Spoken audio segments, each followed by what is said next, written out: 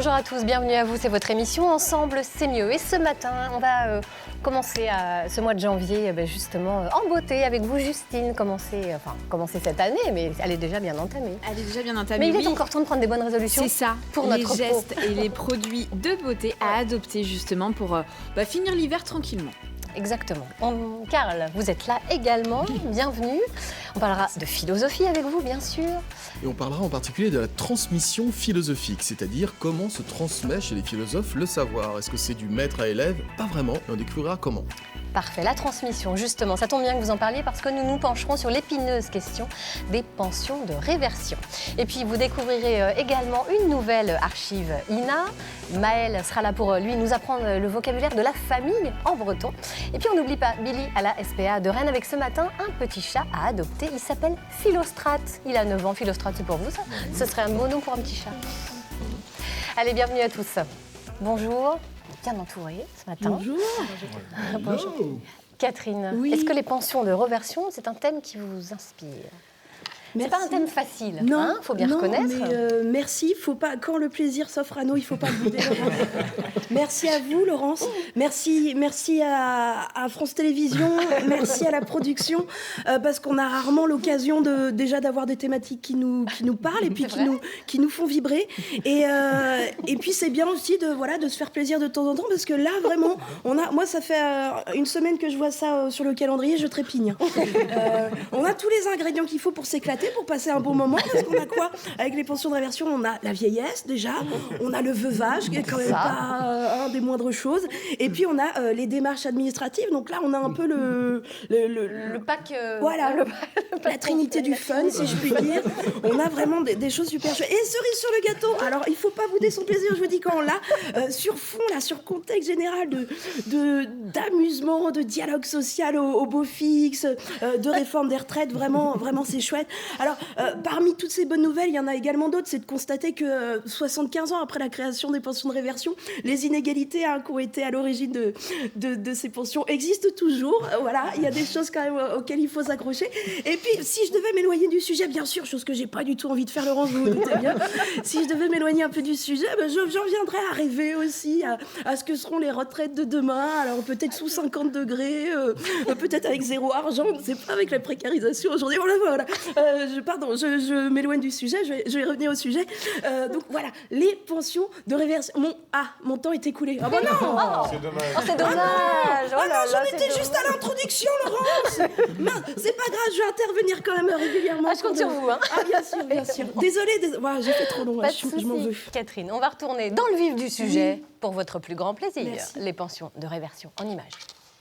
Mon mari est décédé et j'ai une toute petite retraite. Je sais pas comment je vais faire. Tu t'es renseigné sur la pension de réversion ? La pension de réversion, c'est la possibilité pour le conjoint vivant de récupérer une partie de la retraite que le conjoint décédé touchait ou aurait dû toucher.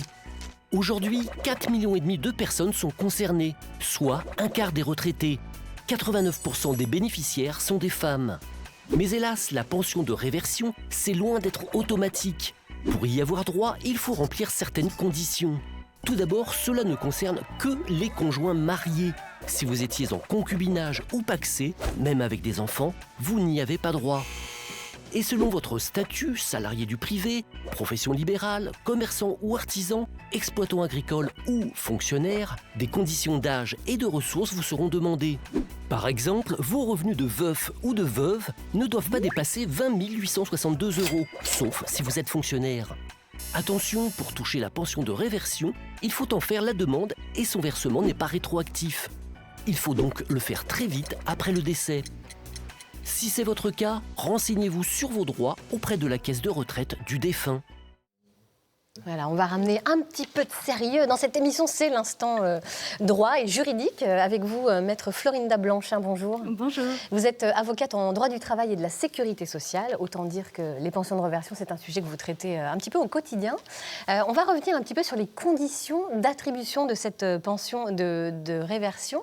Elle est différente si le conjoint décédé était déjà à la retraite ou encore en activité. Ça, vous tenez bien à faire cette nuance. Oui, tout à fait. Alors, les conditions de base sont les mêmes que la personne décédée était en âge de prétendre à sa pension de retraite ou non. Ouais. Par contre, on a des démarches qui sont différentes, notamment sur les modalités de calcul. Pour en revenir sur les conditions, de manière très pragmatique, la première, votre petit reportage l'a expliqué juste avant, c'est d'avoir été marié. Alors vraiment, si on est pacsé ou en concubinage, on n'y a pas le droit. Ça, Non. c'est une certitude. Certitude. Et ça ne changera pas. C'est pas prévu dans les discussions D'accord. en cours, Bon. mais je ne pense pas qu'on aille dans ce sens-là, parce qu'au contraire, on va plutôt dans le sens de dire que même des personnes qui seraient divorcées n'y auraient plus le droit. Alors qu'aujourd'hui, c'est à la fois être marié ou avoir été marié. Donc un conjoint divorcé, même remarié avec quelqu'un d'autre, peut prétendre à une pension de réversion. D'accord. La deuxième condition, c'est une condition d'âge. Pas une condition d'âge de la personne qui est décédée. Notamment, on a vu, ça peut être quelqu'un qui n'était pas encore en droit de prétendre à sa pension de retraite, mais une condition d'âge de la personne qui en fait la demande, donc le conjoint ou l'ex-conjoint. Cette personne, pour le cas du régime général, parce qu'il y a autant de pensions de réversion que de régimes de pension de retraite. Oui, c'est assez complexe. Hein, donc c'est assez complexe. C'est bien que vous nous éclairiez parce que c'est pas évident. Et à hauteur de 55 ans.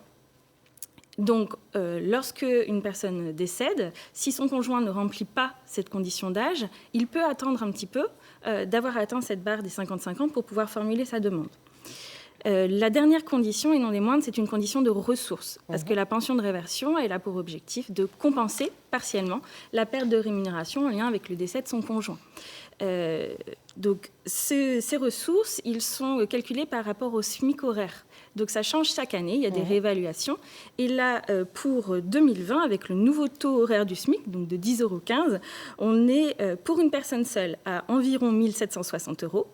Et pour une personne, donc le cas de l'ex-conjoint qui s'est remarié ou qui est cette fois-ci en concubinage avec quelqu'un d'autre, ce sont les ressources du foyer qui sont prises en compte et on est à environ 2 800 €. D'accord. Alors, le montant de la pension de réversion, comment est-il calculé et quels revenus sont inclus précisément dans l'appréciation du barème de ressources, hein? Parce que ça, il faut aussi préciser. Il y a des revenus auxquels on ne pense pas et qui sont inclus dedans. Tout à fait. Pour l'appréciation du barème. Alors, pour du le montant. régime général, et quand on parle de retraite de base, parce qu'il y a aussi la retraite complémentaire, mais pour la retraite de base, la pension de réversion, c'est 54% de la pension qu'a touché ou qu'aurait touché la personne décédée dans le cadre de sa retraite.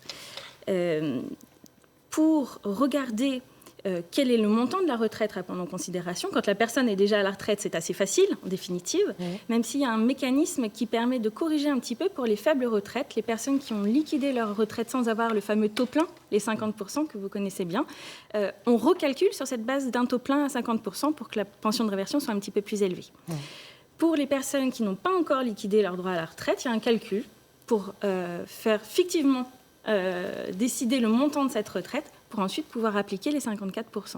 Donc c'est assez compliqué pour le déterminer. Et c'est pour ça qu'il faut mentionner dans le formulaire de demande sur lequel on va revenir juste après, toutes les ressources de la personne seule ou du nouveau foyer qui rentrent en jeu. On a à la fois les salaires, ça paraît assez cohérent, mais il y a aussi beaucoup de revenus qui ne sont pas déclarés à l'impôt sur le revenu, et qui, là, doivent être prises en considération. Donc, on est toujours un petit peu lesquels, perdu. par exemple, quel type de Par exemple, des biens immobiliers dont on fait produire fictivement une valeur.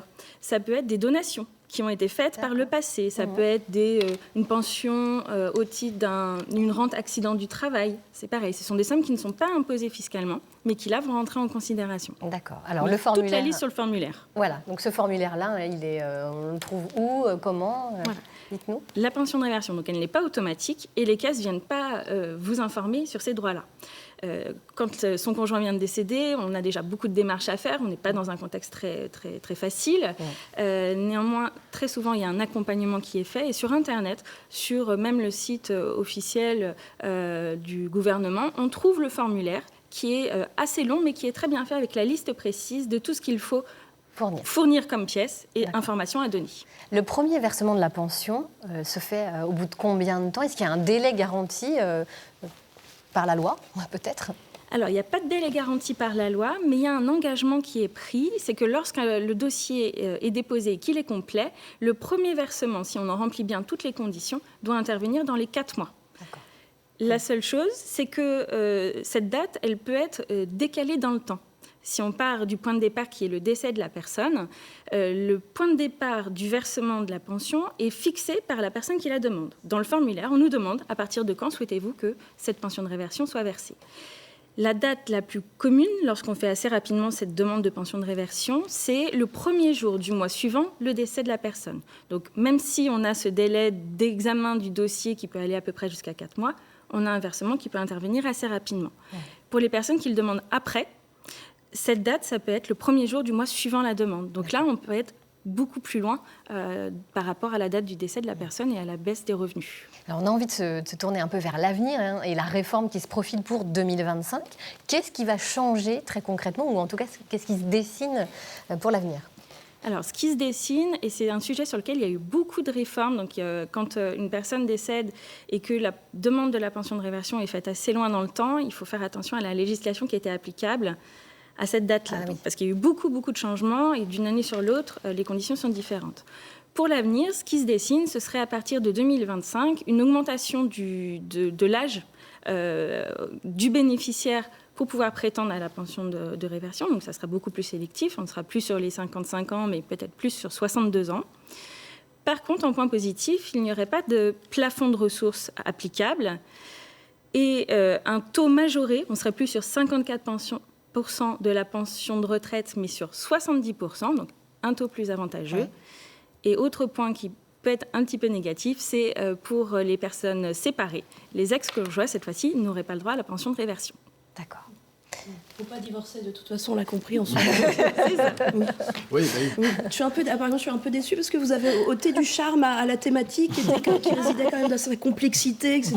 Maintenant, on y voit un peu plus clair, mais bon, c'est pas grave. C'est une évolution. Dans les points qui restent quand même assez croustillants, c'est par exemple une personne qui divorce et qui se remarie, donc a quand même droit à cette pension de réversion aujourd'hui, mais il y a un savant calcul entre la durée de mariage des conjoints respectifs. Donc la dernière épouse qui a par exemple été mariée seulement pendant 2 ans et qui demande cette pension de réversion va être un petit peu squeezée dans ses droits par rapport à une ancienne conjointe qui, elle, par exemple, aurait une durée de mariage de 15 ans. Elle percevra beaucoup moins. Donc il faut essayer d'éliminer les anciennes conjointes. Vous voyez qu'il y a du fun, Catherine. Voilà, on pourrait avoir un taux de pénibilité aussi quand même, parce que 2 ans de mariage, ça peut paraître très long pour certains. Il n'y a pas de coefficient de majoration sur ce point-là, je crois. Malheureusement. Merci beaucoup Florinda de nous avoir éclairé sur ce sujet qui n'était franchement pas évident. Merci infiniment. Maëlle, vous êtes penchée vous aussi sur la famille, mais différemment, sur le vocabulaire en breton. Oui, j'ai pas voulu parler de veuvage. La trinité du fun ne passera pas par moi, je suis désolé. Non, mais c'était l'occasion du coup de parler du vocabulaire de la famille, comment dit-on, père, mère en breton. Voilà, on n'a pas forcément toujours l'occasion de le dire. Alors, qui c'est qui a une idée autour de la table pour dire... Ah, non, mais ça y est, tout le monde triche. On met les réponses là, oui, puis ça y est, c'est fini. Donc, père se dit, comme cela est bien écrit, tad, mère, mom, fille, ça va être mère, et fils, mab. Voilà, c'est me mab, me mère, pour dire ma fille, mon fils. Alors, me zad, par contre, là, ça mute, et me mom. Voilà, c'est pour ceux qui ont déjà entendu. Alors, la sœur... de cette famille. Allez, hop, c'est parti. Je demande la sœur, maintenant. Arroir, le frère, arbreur. Breur, roir... Bröder, arroirizet, le pluriel. C'est pas beaucoup plus simple, je vous avance pas. On parle par exemple des bluesbreurs. Les bluesbreurs. Non, arbröder glas. Ah bon, d'accord. Parce que ça va être les frères bleus. Pour le coup, l'adjectif va se retrouver. Oui, blues, bleu. Oui, exact. Brother. Mais brother, oui, on retrouve un lien, puisque, comme je le rappelle assez régulièrement, les langues celtiques font partie de la grande famille des langues germaniques, comme le saxon est donc l'ancêtre de l'anglais. Grand-mère, vous avez vu mère, c'était mom. Du coup, on va rajouter l'adjectif vieux et non pas grand. Ah oui, la vieille mère. La vieille mère, le vieux père, donc mom goes et tat cause. Mais pourquoi cela mute, me direz-vous, puisque c'est le même mot? Eh bien, parce que c'est du féminin. Et quand c'est en féminin, l'adjectif mute. Donc ça fait mom goes et non pas mom cause. En même temps, mom goes, c'est plus joli que mom cause. C'est vrai. Or, tat cause, ça marche plutôt correctement ensemble. Voilà, donc on dit tas de cause. Pour ceux qui ont vraiment envie d'aller plus loin, arrière-grand-père et arrière-grand-mère, c'est mamgu et tat cul. Pourquoi? Mais non, pourquoi? Un tas de cul. Ça veut dire quoi, c'est encore plus vieux. Encore plus. Ça s'écrit K-U-N-tilde-V, parce que sinon c'est pas drôle. D'accord. Alors, pour dire une petite expression rigolote... Oui, on aime ça, les expressions. Comment ça, tu avais compris autre chose, peut-être? Non, Pas du tout. Non, non, Arrière-grand-père, mais je retiens. Ah, tu retiens, c'est étonnant, j'étais presque sûr. Tante va se dire mouerep et oncle yontre. Ce qui donne une expression à laquelle je vous inviterai tous à philosopher pendant Si quelques la tante copies en avait, doubles. non, c'est pas ça. Eh ben non. Ah non, d'accord. Quand on dit comment ça va, Pénose et Macon. Comment ça se passe? Ouais. Pénose et Macon, certains peuvent répondre avec beaucoup de malice, etre ma mouerep à ma yontre. Bien sûr. Comment ça va? On répond, etre ma mouerep à ma yontre, entre mon oncle et ma tante. D'accord. Ah, ouais. Tout comme il existe Pénose et Macon, etre cares à ronde, entre carré et rond. Ah, joli. Je n'ai jamais compris pourquoi. Ça veut dire quoi? C'est censé être drôle. Ah, Ah, d'accord. oui, c'est ça, entre chien et Non, loup, c'est pour dire que ça va en fait. Ah oui, d'accord. C'est pour dire que ça va. C'est pour dire que même ça va super bien. Carré et rond. Il faut bien Entre s'entendre carré avec et ses rond. oncles et tantes. C'est ça. C'est ça. Il faut bien s'entendre avec son oncle et sa tante. C'est pas efficace, mais c'est poétique. Alors, Mab, poétique, du coup, ouais. fils en breton, donne lieu à beaucoup de joyeuseté Oui. au niveau de l'insulte. Je rappelle cet excellent ouvrage de Martial Ménard, grand linguiste qui nous a quittés, hélas, qui, avec beaucoup de facétie, avait compilé ces petites insultes dans un ouvrage que vous pouvez vous procurer et animer vos soirées chez Cobb Braze. Il n'y a pas de problème. Vous nous le laissez, Mabandia, le fils du diable, celui-là est plutôt joli. Mabachagne, Achagne qui veut dire fils de charogne, celui-là est plutôt sympa. Vous pouvez l'utiliser. Alors Mabahast, pour ceux qui connaissent l'interjection gast en breton, qui veut dire fils de pute. Nous avons un qui me plaît beaucoup, Mabar Personne, fils de curé. Alors là, c'est une insulte qui est rapportée plutôt dans le Morbihan. Pour Je ne pas sais le pas citer. pourquoi. Et il y a un Mabazen, fils d'Anne, qui est plutôt joli. Et puis un Mabéguilé, fils de l'autre. Ah ouais, d'accord. C'est Qui joli. désigne donc joyeusement le bâtard. On a Mabgagne, qui est une dérive de Mabachagne, pour le coup c'est la même chose. Voilà. Mais Mabéguilé j'aimais bien, mais Mabachagne me fait beaucoup rire. Sans oublier Mabar Personne. Fils de personne. Fils de personne. Eh ben non, Arperson d'accord. c'est le curé. Ah, pardon. Arperson, le Person, il y avait beaucoup des Le Person Oui, en nom il de y avait un famille. acteur qui s'appelait Paul Le Person, d'ailleurs. Ouais, et ben Arperson c'est le curé. Bon, Voilà. eh ben, ça va animer les dîners de famille. Mais il y en a ça. de beaucoup plus croustillantes dedans, évidemment. Vous nous le laisserez, s'il vous plaît. Ah, Hein, avec d'accord, plaisir. qu'on puisse le potasser un peu. Merci, Maëlle. On va parler d'histoire, Fabien, avec vous. Oui, Hein effectivement, avec une archive aujourd'hui qui date de 1981, dans le contexte bien particulier de l'arrivée à la présidence de François Mitterrand. Et vous allez voir, l'une des premières mesures prises par le président concerne certaines prisonnières de la maison centrale de Rennes. Eh bien, on regarde et on découvre cette archive de 1981.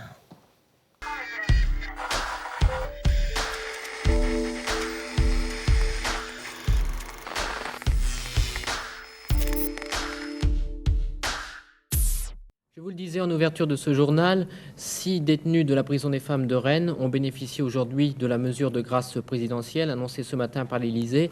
Ces femmes sont sorties tout à l'heure de la prison. Vous allez entendre leur témoignage. Ce matin, comme tous les jours, et il y a une surveillante qui est venue et qui m'a appelée par mon nom. Je lui ai dit simplement, mais qu'est-ce que j'ai pu faire, que la directrice m'appelle. Elle m'a amenée au bureau et nous étions 5. Et la directrice nous a annoncé qu'on était libre et que c'était M. Mitterrand qui avait signé notre grâce. Alors qu'est-ce que ça fait? Oh, c'est inexplicable. Oh, c'est inexplicable. Il y en a qui ont pleuré, moi c'était dedans, j'avais les jambes qui tremblaient, je ne savais pas où j'étais, sincèrement. C'est inimaginable. Qu'est-ce que vous allez faire maintenant au niveau réinsertion? C'est possible? Ah oui, je vais chercher du travail tout de suite ou alors je reprends mes marchés, c'est l'un des deux. Bien sûr que je vais travailler tout de suite et je vais surtout chercher ma petite fille. Première chose de ce que je vais faire. Parce qu'elle est dans un, comment dirais-je, dans un foyer. Elle est un petit peu handicapée. Alors, la première chose que je vais faire, je vais sauter là-bas. Voilà. Puis on va reprendre notre petite vie toutes les deux. Est-ce que vous vous y attendiez à cette mesure de... Ah non, absolument pas. Non. Je suis passée en conditionnel il y a 2 jours, mais normalement, j'aurais dû être libérée qu'en janvier prochain. Vous avez passé combien de temps en prison? 18 mois. Dur. Avec des sorties? Non, aucune. Jamais de permission. Des témoignages poignants de ces femmes graciées. Oui, alors gracier et non pas amnistier, il faut Oui. bien faire la différence, parce que l'amnistie est synonyme, si vous voulez, de pardon légal et d'oubli juridique, et efface même la condamnation, alors que la grâce n'est finalement qu'une remise de peine, qu'elle soit une remise partielle ou totale. Et alors que l'amnistie est votée au Parlement, la grâce, finalement, est choisie par le président, donc c'est un peu le fait du prince, même si c'est noté dans la Constitution. Et de la même façon, alors que l'amnistie est collective, la grâce est individuelle. individuelle ou collective. Et quand elle est collective, comme ici, vous voyez, c'est au moment de l'élection d'un nouveau président, ou alors très souvent aussi lors du 14 juillet. Alors, au fil des années, les présidents de la Ve République ont toutefois... font de moins en moins usage quand même de cette pratique. Oui, de moins en moins usage. Alors, il y a 2 facteurs qui l'expliquent, c'est-à-dire déjà l'abolition de la peine de mort en 1981, et depuis 2008, les présidents ne peuvent plus faire usage de la grâce qu'à titre individuel et non plus collectif. Donc forcément, ça limite aussi le nombre de grâces.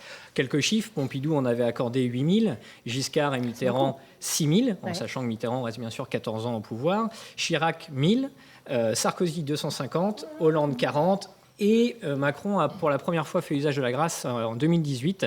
Une femme d'ailleurs qui était enfermée à Rennes dans un hôpital psychiatrique qui avait écopé de 30 ans de prison pour avoir tué l'un de ses clients quand elle était prostituée. D'accord. Oui, donc une pratique vraiment qui tend à disparaître complètement. Alors la grâce de Mitterrand, elle permet finalement à une vingtaine de femmes de cette prison de Rennes de retrouver leur liberté. De retrouver leur liberté. Alors elles sont dans la plus grande prison pour femmes de France, qui a une capacité d'environ 300 détenus, essentiellement des femmes au profil socialement fragile et de milieux défavorisés. Et ce qui est intéressant, c'est que cette prison construite donc dans la deuxième moitié du 19e siècle, voilà, on le voit à l'écran, a été construite finalement sous la forme d'un couvent, comme le montre l'espace qui est au centre de l'hexagone, là, du bâtiment hexagonal. Et il y a même une chapelle à l'intérieur de la prison. Et ça, c'est spécifique aux prisons pour femmes. C'est-à-dire qu'on retrouve une dimension morale et religieuse qu'on ne trouve pas dans les prisons pour hommes. C'est-à-dire qu'il s'agit de punir des délinquantes ou des criminels, mais aussi finalement de redresser moralement des femmes qui ont un petit peu dévié de leur chemin dans le cadre privé, si on peut dire ça comme ça. Donc il s'agit de leur apprendre à être de bonnes mères, de bonnes épouses et de bonnes ménagères. En témoignent aussi les travaux qu'elles effectuent à l'intérieur de la prison. La belle époque. Merci de nous renvoyer à cette époque. Belle époque, mais je ne suis pas sûr que ce soit totalement caduque pour la période actuelle.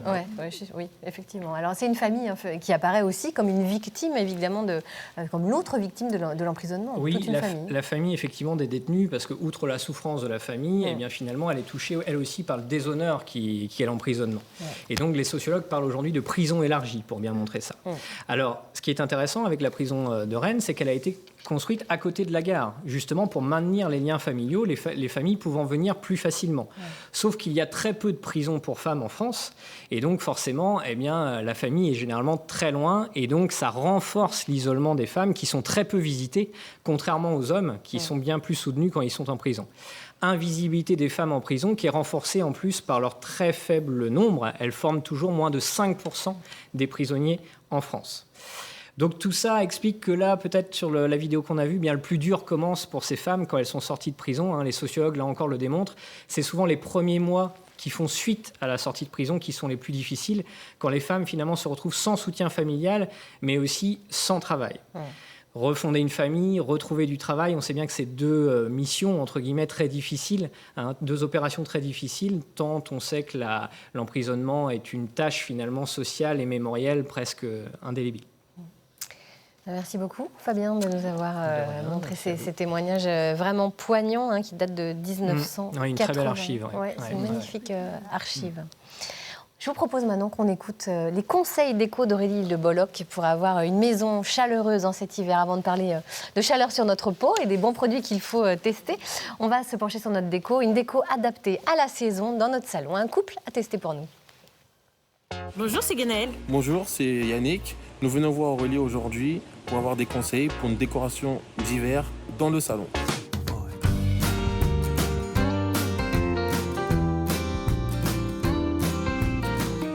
Bonjour Yannick, bonjour Guénaël. Bonjour Aurélie. Bon, toutes les météos s'accordent à le dire, l'hiver est bien là. Oui. Je vais vous livrer aujourd'hui toutes mes astuces pour faire de votre salon un vrai nid douillet pour l'hiver. On y va ? On y va.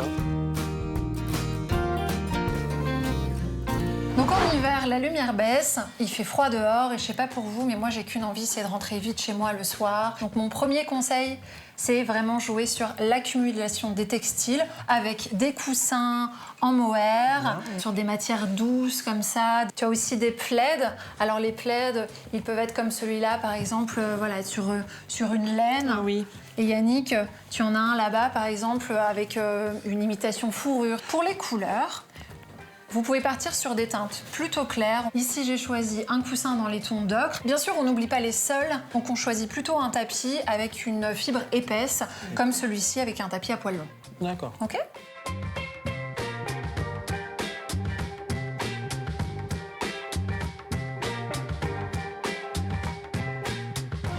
Mon second conseil, c'est de repenser l'éclairage de votre pièce. On va commencer tout de suite par éteindre les plafonniers. C'est sombre. Ouais, mais du coup, on va multiplier diverses petites sources lumineuses. Ok. Waouh, c'est quand même mieux, non ? Très joli. En J'aime hiver, l'éclairage artificiel doit être doux, apaisant, réconfortant. Donc on les multiplie. On n'hésite pas non plus à poser les lampes directement au sol, comme ici. D'accord. Une lumière qui vient du sol sera beaucoup plus douce qu'une lumière zénitale. On use et on abuse des guirlandes lumineuses, comme celle-ci. Oui. Très joli. On a de l'éclairage de faible intensité un peu partout. Et dès la tombée de la nuit, on allume les bougies.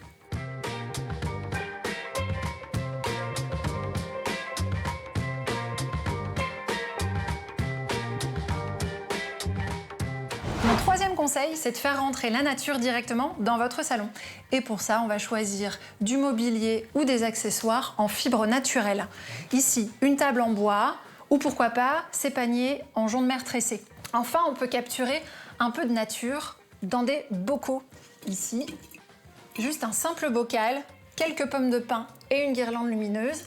Ça fait tout de suite la magie. C'est très joli. Et voilà, comme quoi en fouillant simplement dans ces placards ou en chinant dans des magasins de seconde main, maintenant vous aurez l'œil pour dégoter une jolie décoration d'hiver pour votre salon. Ça vous plaît ? Super. Très joli. Merci. Merci. Aurélie.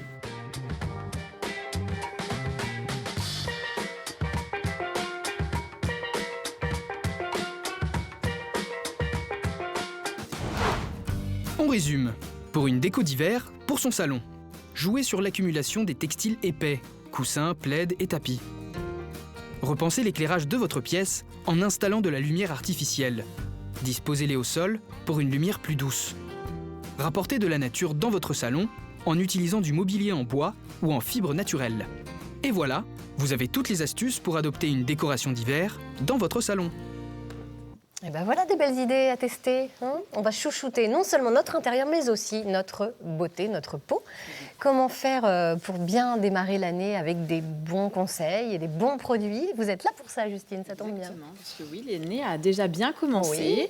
Mais je suis sûre quand même qu'il reste quelques petites choses, soit sur votre corps ou soit sur votre peau, des périodes de fêtes de fin d'année. Voilà. Parce qu'on le sait, il faut le savoir, votre peau, c'est finalement, elle est directement liée à votre foie, un peu comme un organe bis. Et donc, quand ce dernier est surchargé en toxines, eh bien, c'est par la peau qu'on élimine toutes ces toxines. Oui. Alors, comment éliminer ces toxines, mais en douceur quand même ? Exactement. Alors, grâce à certains ingrédients qui sont parfaits pour remédier justement à ces problèmes de peau, en tête, le curcuma. Voilà, on le connaît souvent plus par rapport à la cuisine. Mais maintenant, en fait, on le trouve dans beaucoup de soins pour le visage, beaucoup de masques détox. Donc, c'est idéal pour les peaux en manque d'éclat.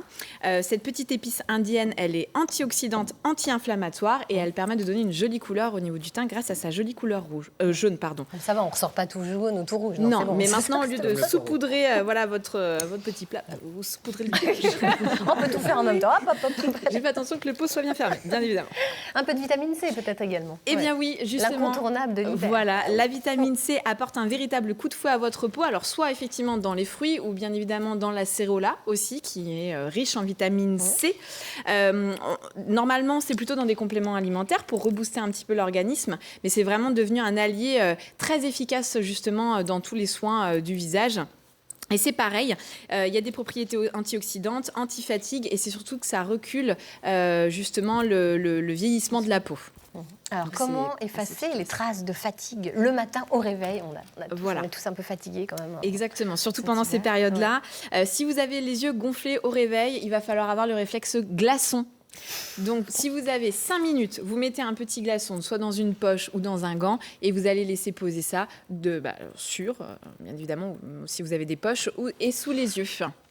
Et si, un peu plus de temps, vous allez essayer d'infuser du thé noir, pareil, dans la même idée que d'un glaçon, et c'est très efficace.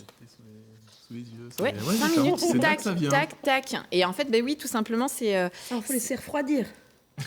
Oui, parce que c'est Bah non, une parce que pas si c'est dans bouillant. un gant, ce sera pas trop. Ah oui, d'accord.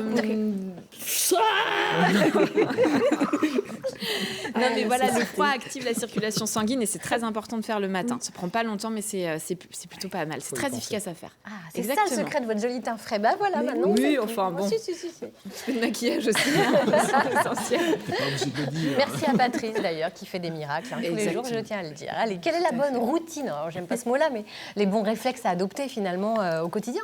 Ah bah Est-ce qu'il y c'est en se a nettoyer déjà la peau, ou se Démaquillage démaquiller pour nous les femmes. systématique. Ah oui, mais alors ça c'est très important parce que quand on fait des petits bilans, voilà, on demande justement est-ce que vous vous démaquillez ou vous nettoyez la peau. Souvent on dit bon bah non, ou alors juste le matin. Or c'est la nuit que la peau se régénère et où elle est finalement la plus neutre possible. Donc c'est essentiel de se nettoyer la peau tous les soirs pour enlever effectivement les traces de maquillage, voire même les agressions extérieures. La pollution. Oui, ça, La c'est- pollution, voilà, toutes les agressions extérieures. Et c'est le moment de mettre justement des sérums aussi pour que ça soit bien efficace. Mais ça peut parfois être une corvée. Donc, comment la rendre plus agréable? Je suis sûre que vous avez des astuces. voilà, Ah, je vois j'ai bien. 2-3 petites choses pour justement passer un bon moment en le faisant. Donc, avec alors, soit une gelée démaquillante, soit des petits pains comme ça démaquillants, un peu donc de l'huile solide que vous allez venir émulsionner en fait sur votre mais c'est une huile. Donc vous allez faire émulsionner en fait au niveau de vos mains, ça va chauffer, on va avoir quelque chose d'un petit peu plus gras et vous allez venir masser en fait votre visage en faisant des petits mouvements circulaires et ensuite on rince à l'eau fraîche. D'où l'expression se prendre un pain dans la tronche Voilà. tous les soirs. Et ça sent super bon, donc je vous On passe. va tester. Santé, parce que ça c'est C'est des une, petits c'est une pains. petite gelée en fait. Alors ça c'est la gelée donc d'absolution. Gelée démaquillante. Qui est une gelée démaquillante. Effectivement, je retrouve mes petits papiers. Ça nettoie, ça apaise les peaux réactives, ça régule les petites imperfections cutanées et ça égalise le teint et ça nourrit les peaux sèches. Donc il sait tout faire. C'est vraiment une synergie d'actifs pour un résultat optimal. Et ça, c'est la gelée démaquillante d'Absolution. Et là, vous avez donc le petit pain de chez Lush. Ça sent super bon. Voilà, et ça rafraîchit la peau et ça soulage également. C'est vraiment très, très agréable.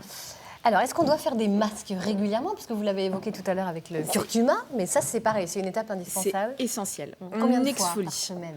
Une fois? Alors après, ça va dépendre de votre type de peau.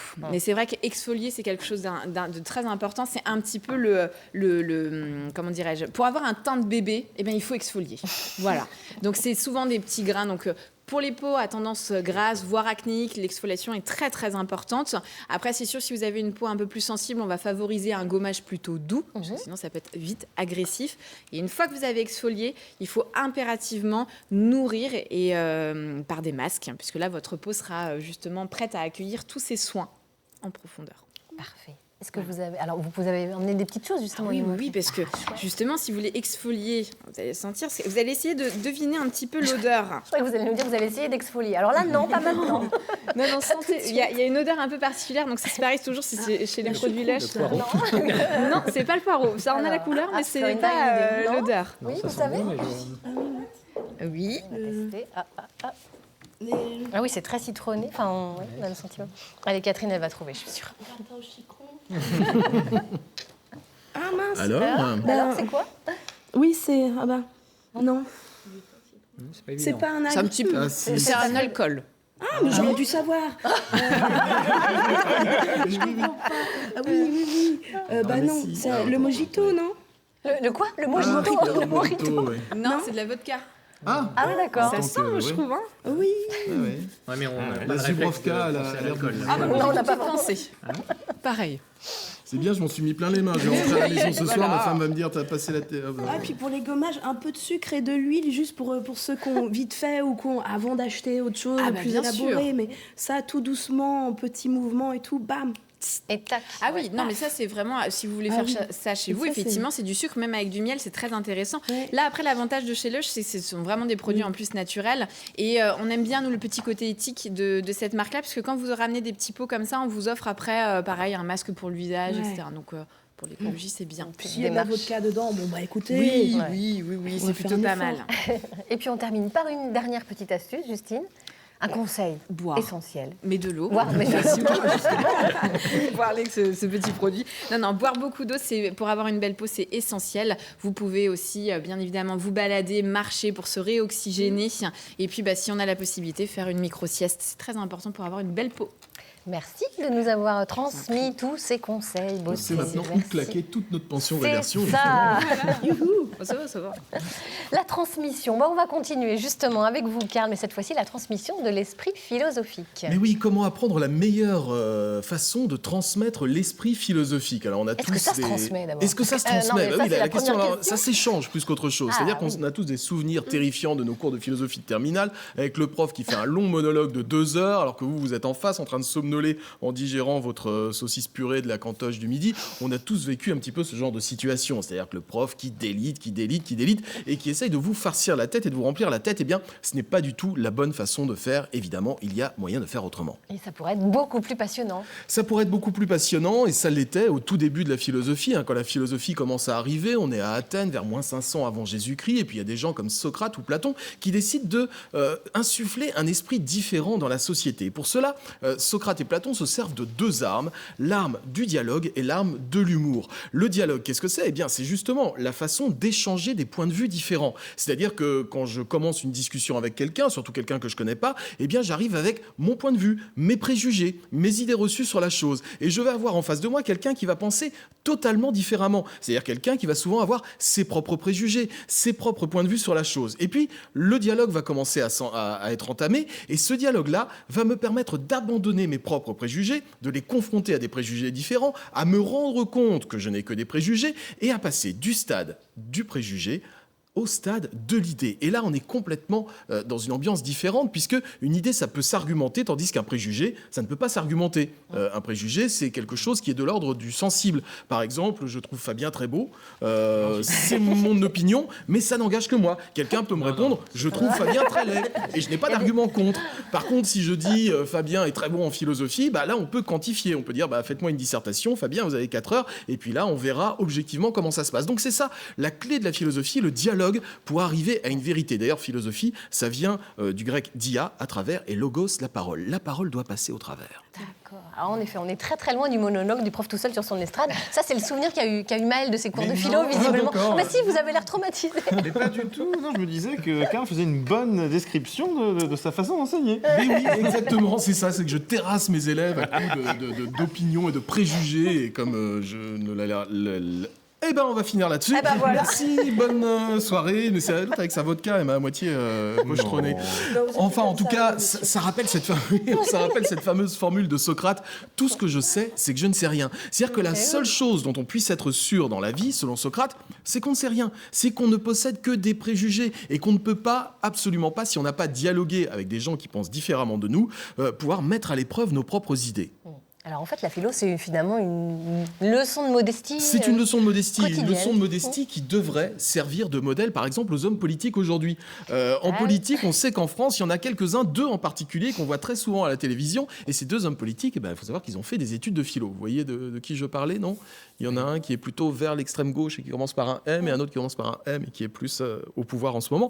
Tous les 2 ont fait fac de philo, mais malheureusement, quand vous les voyez l'un comme l'autre sur des plateaux de télévision, ça donne quoi? Eh bien, l'émission commence et le journaliste annonce, voilà, nous avons Trucmuche qui est de droite et machin chose qui est de gauche, et maintenant, allez-y, dialoguez entre vous. Et puis, ça commence par, je vais commencer par le fait que, mon cher, j'ai raison et vous avez tort. Et l'autre va répondre, c'est justement là que vous vous trompez, car il est avéré que nous avons raison et que vous avez tort. Et l'autre reprend la parole pour dire, justement, c'est là tout notre point de différence, puisque nous avons raison et que vous avez... Bref, ça ne mène absolument à rien. Chacun arrive avec ses préjugés et repart avec ses préjugés. Imaginez un débat politique où les idées s'échangeraient vraiment.